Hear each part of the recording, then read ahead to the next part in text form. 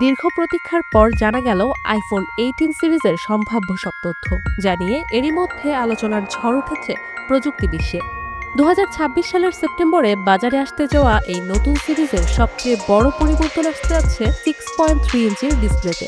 এবার face ID sensor সরাসরি স্ক্রিনের নিচে নিয়ে যাচ্ছে অ্যাপল।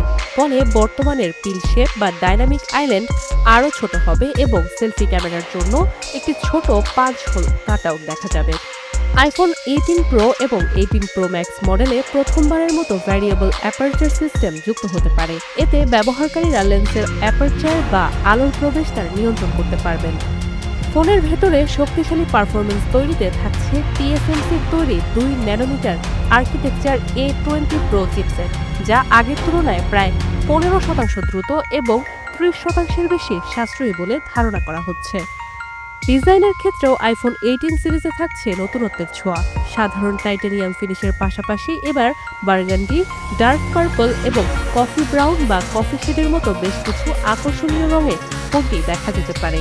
এছাড়া কানেক্টিভিটির উন্নতির জন্য অ্যাপল নিজস্ব C2 মডেম ব্যবহার করতে পারে, যা 5G এবং স্যাটেলাইট কমিউনিকেশনকে আরও উন্নত করবে।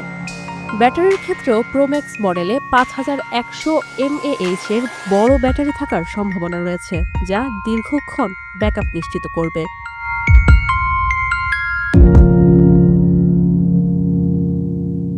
নাদিয়া ইসলাম তুলি, ৭১।